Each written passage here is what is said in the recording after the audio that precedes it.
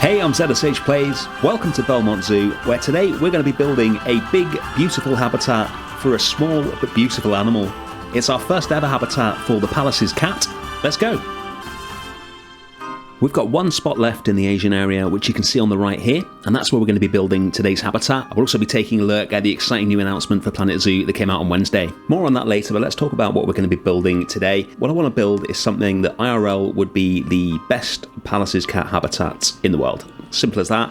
So I've only seen them in one zoo, and they're not that commonly held. When they are held, from what I've seen, they tend to be in fairly small habitats. Being a fairly small cat, and not a particularly famous one, although they are getting a little bit more well-known over the past couple of years. So I want to go all out and build a really big habitat for them, where we keep a pair of them and have the little kittens that you would have seen in the thumbnail. And we're going to build it as an aviary-style habitat, so it's completely enclosed, and then we're going to go absolutely crazy with the landscaping in here. It's going to be full of rocks for them to play on. We're going to have a waterfall, a little stream, and just loads of stuff to keep these cats happy. So we've placed down a chain link fence to mark out where this habitat is going to go. This is going to be replaced by null barriers later on. It's not actually going to stay there. This enables us to visualize where we're going to be building and make sure that everything matches up. And now we're going to build the structure of the aviary itself. We're going to use this tiny little metal block here and spin this into position to form a circle, which will be one end of the aviary. So we use the mud pillar as always and get this spun round until we get the full circle.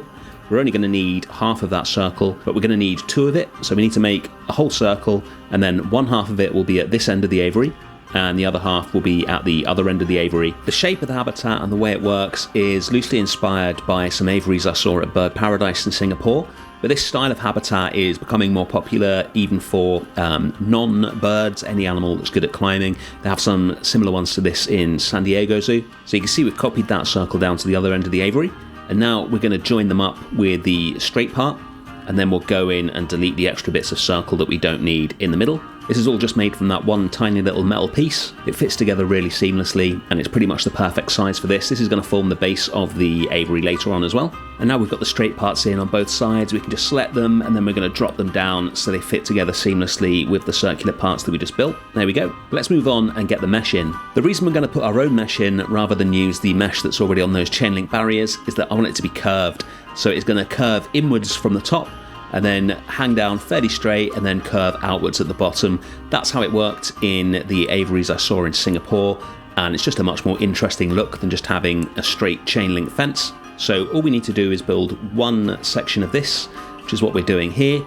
We'll take it down and we'll curve it out again at the bottom, line it all up, and then we'll just put one of the grasslands animal poles at the top of this little section so it looks like it is attached to the ceiling here. There we go. And then once we've got one of these in, we can just do the same thing that we did before, spin these round to form the circle at the end, and then copy the straight bit across the middle, and we'll have a seamless aviary. Takes a bit of doing to line it up right, but once we've got it all in there, we can then turn the chain link barriers into null barriers, and you can see that is starting to look really good already. We'll finish off the mesh and put the rest of the structure in, and while we do that, let's talk about what Frontier revealed on Wednesday. Now at this point I've only seen what you guys have seen, but it looks like we're getting either an Americas pack or maybe a Latin America pack. The reason I say that is looking at the animals that have been revealed so far, the coyote and the bighorn sheep both range all the way from the north of North America down to Mexico. Now Mexico obviously is still North America, but it is the beginning of Latin America, which is why that is a possibility. And then the rhea, the saki monkey and flamingos live in Central and South America. So we could have a pack that covers the whole of the Americas. We could have a pack that just covers Latin America. We'll find out soon, I'm sure,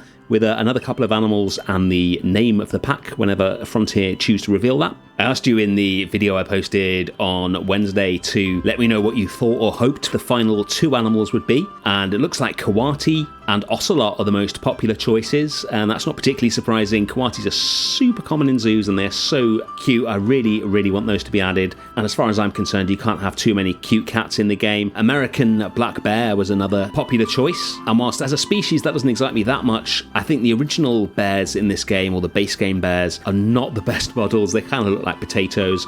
They're not Frontier at their best. So actually, the chance to have one of the more standard bears in the game at the current quality of the animals would actually to be really good, so I'd definitely be happy with any 2 of those 3 choices. Alright, back to the build. We've got the roof in, and what we're going to do now is get some supports in so this looks like it would actually stand up, and then we'll drop the habitat gate in down here, and we'll make some changes to the surrounds here so that it joins in nicely with everything else. So we'll get a staff path in there so the keepers can get in here, and then we'll make some changes to the concrete and the mulch that we've got here so we get a nice path, and finally we'll drop one more bit of concrete in there so everything joins together seamlessly. With that done, let's take a look at where we are now. This is starting to look really nice, but it would look even better if it had some plants in it.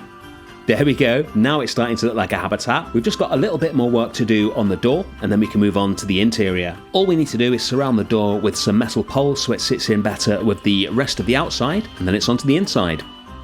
Alright, so this here is probably the most important part of the habitat for me. It's the rock pile where the cats are going to spend the majority of their time.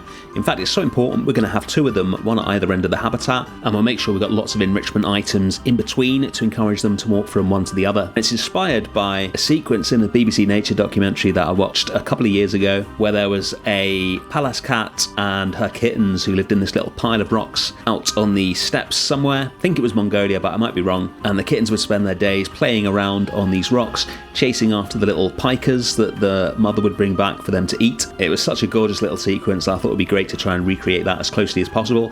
That is what you would have seen in the thumbnail and a little glimpse of it at the start of the video. That's what we're going to build here. I want a burrow in here, which is going to encourage them to spend some time in here.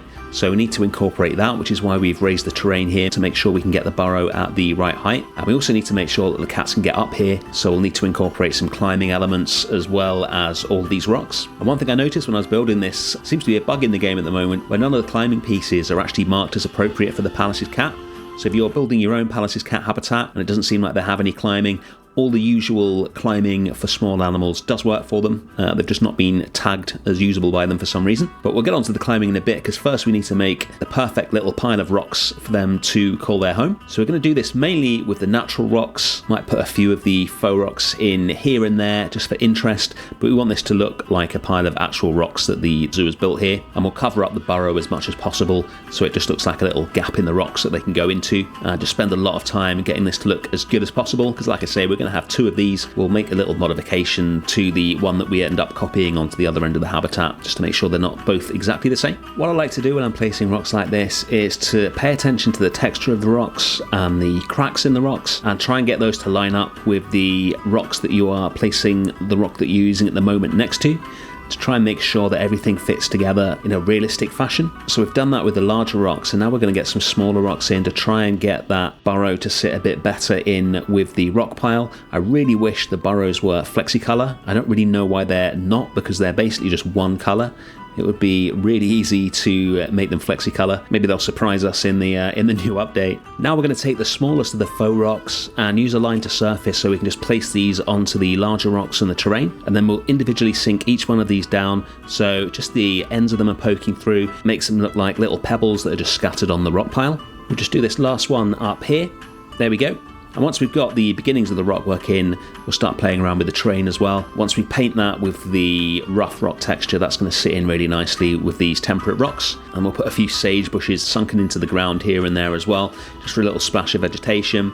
Trying to get this as close to the sequence in the documentary as possible. We'll extend this sage outwards as well so it starts going into the main part of the habitat, which will be filled with grass. In fact, let's put a few bits of grass in here as well, just to make sure that that ties in nicely with the grass that we add in later. And now we've got the centre of the rock pile done, where the burrow is, we can start building up the rest of it and make this a lot larger and more impressive, and get some areas up on the top where the cats can play as well. We're going to build this side here all with just one rock. If you use random rotation all, you get really different looks just from one rock, because this is the kind of size that we want to be working with. And then we'll use some flatter rocks to make sure we've got enough terrain on the top that the cats are going to be able to walk around here. We'll help them up here with this larger rock.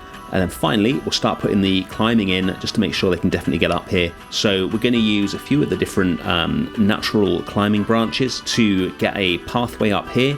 This took a lot of experimenting. I've cut most of it out, but we have a Pallas Cat in here temporarily so we can keep checking the traversable area, and eventually, there we go, the cats can get up here onto all the rocks. Alright, we'll finish this off with a couple more bits of sagebush, and then we can move on to doing something else. Firstly, we're just going to blueprint that, and drop it down at the other end of the habitat. If you ever want to copy a group and you're not able to because there's too many pieces or it contains something that you can't group, like a burrow, remember you can just blueprint it and pop it back into the zoo that way. What we're going to do now is start working on the rest of the landscaping in here and making this as beautiful as we want it to be.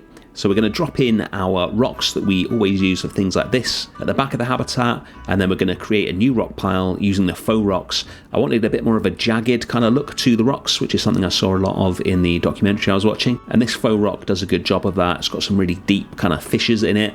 We're going to use that to make another rock pile here, just for a different kind of flavour to this end of the habitat. And I also want something to cover up the habitat gate that you can see there. It's always tricky to try and cover up a habitat door like this because you don't want to put something right in front of it because that's going to restrict the keeper's access into and out of the habitat. So you can't just put something right in front of it. The big pile of rocks will do that, and then we'll place a large bush pretty much in the centre of the habitat in that line of sight, and that is going to help with that as well. And then it's onto the grass. Because we are quite rarely recently building for a carnivore here, we can put as much grass in here as we like. Now, you've seen me place a lot of buffalo grass in this zoo, so I'm going to skip through this really quickly. Just want to show you one thing, which is once we've covered the whole thing in grass, we're going to choose a little path, because as you'll always find with cats, they like to follow a little path that they make. They always take the same route between one point and another. You'll see that if you've got your own outdoor cats. Your lawn will soon have a long flat bit on it where the cats always walk. So we're just going to select those bits of grass and drop them down lower than the others to create our own little cat path for our Pallas cats. The next thing to take care of is the background. With this whole habitat being built from mesh,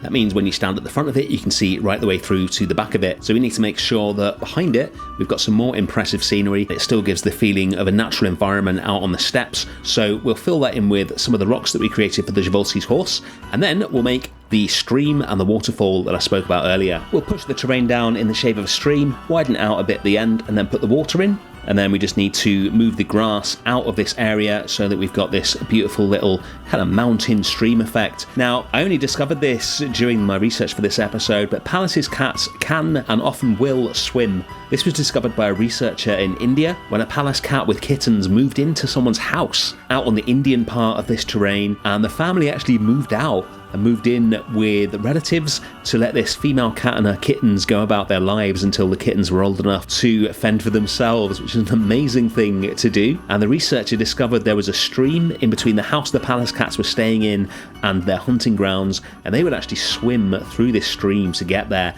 So I figured it would be cool to have some water in this habitat so they can do that if they want to. And then I've placed a couple of little stepping stones in so that if they don't want to get wet, they can just hop across those and keep perfectly dry. We're also going to have a branch that spans this little stream here using one of the climbing branches. I'm not sure the cats in the game will actually be able to get over here, but it does look cool. And then finally, we will build the waterfall itself. So we're going to use the big waterfall piece, sink that right down so we've just got the sort of the water bubbling over the top and going down into the stream. And then we'll cover up the edges of it with more of the rocks that we've used throughout this habitat, so it melds in nicely with the wall of rocks at the back. And once we've got enough of those in to make it look seamless, we'll drop one of the water special effects pieces in just at the level of the water so that you get a bit of movement in there as well. And then the final thing that we're going to do is drop in some enrichment items for the cats and make sure that those are on both sides of the habitat so they have a reason to walk between the two rock piles that we put in. Pallas cats are crepuscular, so they're mainly active at dawn and dusk, so we want to give them as many reasons as possible to be out and about when our guests are here. That is our Pallas cat habitat complete. Let's check it out. Here's one of the kittens exiting the rock pile. So cute. And here's Mum walking across the little stepping stones that we put in. They're quite happy in the water in game, so they don't always walk right the way across it. And here's the whole habitat. I'm really pleased with this one. It's the first time I've built a more modern style aviary habitat like this, and I think it works really nicely. And the kittens are just adorable as they walk around this habitat. I've had them in a holding pen while I've been building to make sure that we had kittens in time for this episode, because the shots at the beginning of the thumbnail with the kittens up on the rocks was my main inspiration for this whole habitat. And both the burrows work perfectly. The cats can get in there and sleep in their burrows. You can see them in here now. Here's Dad coming in to join Mum for a bit of a snuggle. Here's where we started today with that little gap between the Tarkin and the Markhor, and here's where we are now. I've done some work on the back of the Przewalski's horse habitat as well to make sure that all fits in nicely together. And that's our Central Asian area complete. Thank you so much for watching as always. Thank you for joining the Explorers Club. For those of you who have, hit the join button on the channel if you want to see your name in the zoo. And I'll see you again next week for some more Planet Zoo. Bye.